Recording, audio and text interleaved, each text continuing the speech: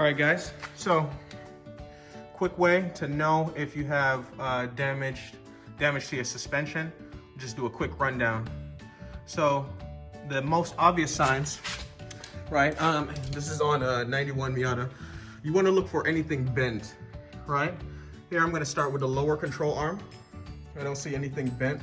Moreover, one of the things you'll notice if there is damage to the lower control arm, the bolt that holds in the shock or anywhere around here, those will be bent as well. I recently changed out the suspension for these coilovers, so nothing there. You'll also want to look at any damage to the tie rod. Nothing there.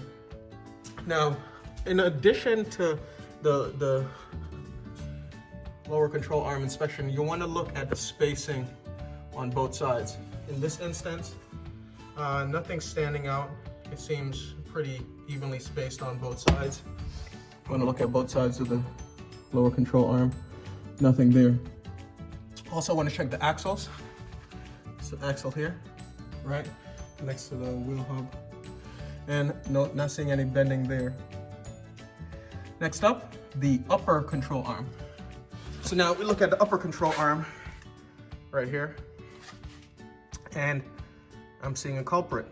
Notice, as opposed to the lower control arm where you saw pretty even spacing between the two sides. Here we go again. Right to left and right. If you look at the upper control arm, look here. Look how much space there is on the left side of the bushing compared to the right. Again, looking on the other side of it, it's difficult to see, but look at the spacing here, tight. It's pushed out of place.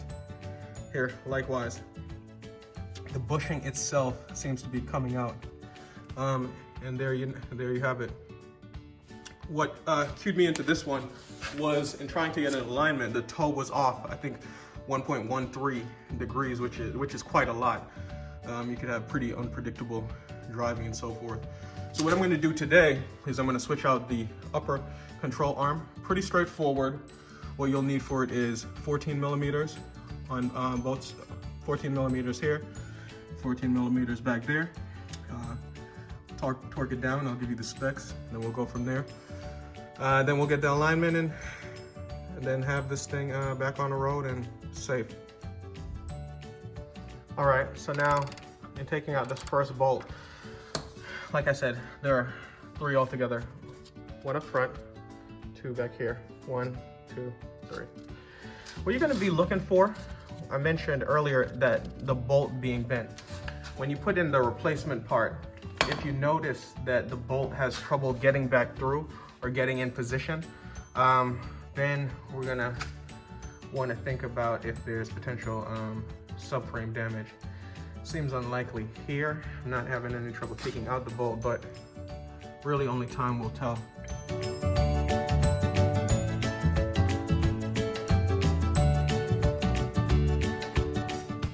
All right, so with the first one out, you take a look at the bushing now.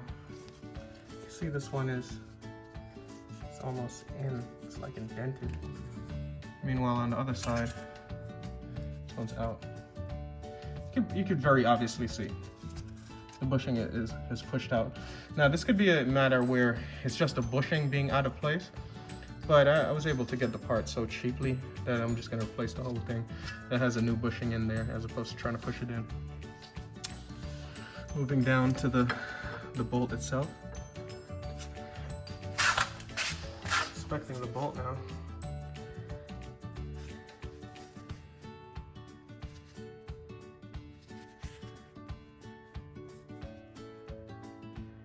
Doesn't necessarily seem obviously bent,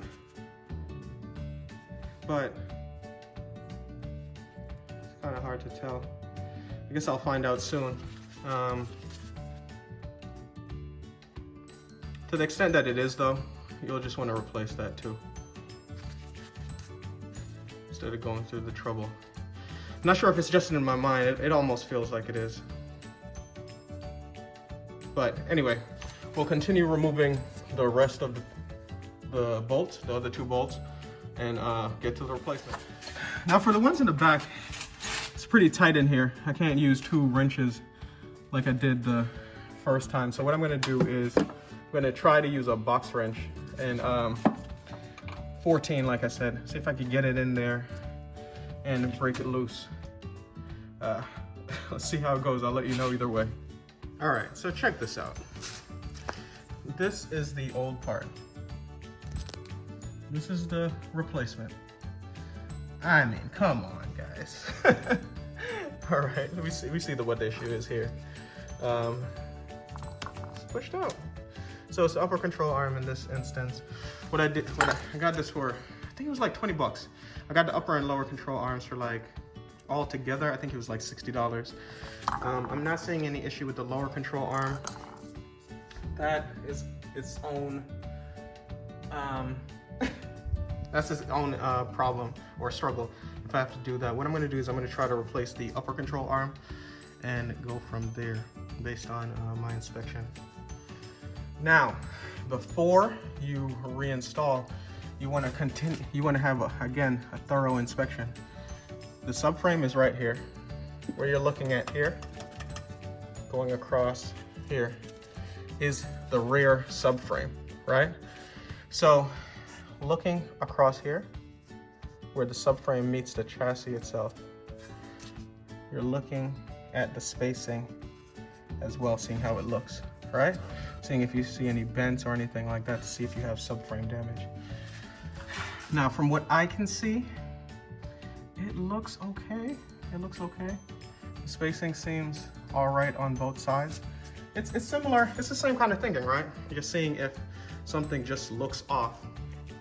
From what I can see, it doesn't stand out to me in any way. Now, moving on to the bushing here. Now, this bushing itself is attached to the wheel hub itself. You notice that it's out. What I'm gonna try to do is push it back in, or perhaps it's time to replace it all together. I'm gonna see what I could do, see if I can reposition it. The bushing is worn, so the best thing to do is to replace it, which might be just what I do, because it's way out of spec, obviously.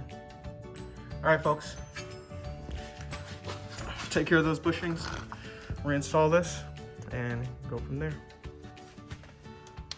All right, so I've got it back in there. What I did was I just used a ball joint press to put it back in, and it's looking pretty good. Looking pretty good. Everything looking even. I could have technically done the same with the control arms themselves, but I've got a new part, so I'll just install it. And in terms of the ball joint press, I just did the tool rental from O'Reilly's.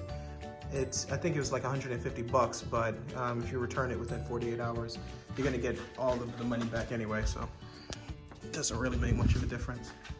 And now that I have everything set up, I'm gonna button everything back up and be done.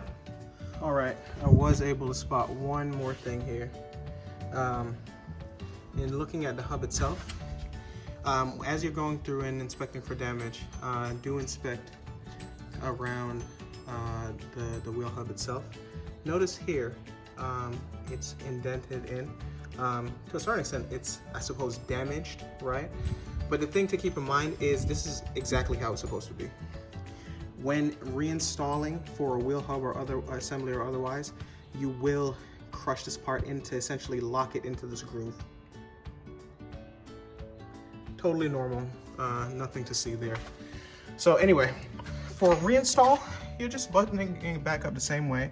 You'll attach the two, the bolts here, back here, 1, 2.